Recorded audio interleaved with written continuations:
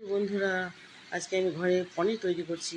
দুধটাকে প্রথমে জাল দিয়ে নিচ্ছি। যখন ফুটতে শুরু করলো তখনই আমি একটা ক্যালসিয়াম ল্যাকটেট বলে একটা বাজারে পাউডার পাওয়া যায়, সেই পাউডারটা দিয়ে দিলাম। এবার চামচ দিয়ে নাড়তে থাকলাম, দুধটা কেটে ছানা বেরিয়ে আসলো আমার। এবার ছানাটা আমি একটা সাদা পাতলা কাপড়ের মধ্যে ঢেলে নিলাম।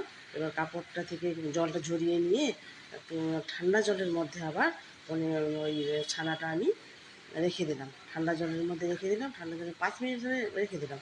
5 মিনিট ধরে রেখে তারপরে আমি ছানাটাকে তুলে নিয়ে একটা মানে বাটি উল্টে নিয়ে ওর মধ্যে রেখে আবার একটা প্লেট চাপা দিয়ে ওয়েট রেখেছিলাম।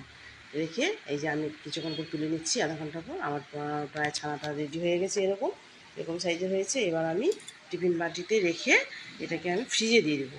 এটা আমি তারপরের দিন বের করবো, ওই দিন খাওয়া যাবে। তারপরে বের করে নিয়ে এই যে আমার ছানাটা এরকম হয়েছে। এবার আমি এটাকে কেটে নেব।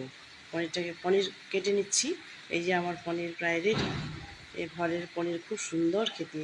নিজেরা তৈরি করে দেখবেন, কেনা থেকে ঘরের পনিরটা বেশি টেস্টি, খুব খেতে ভালো লাগে। আমি এই যে পনিরটা ভাজতে শুরু করেছি।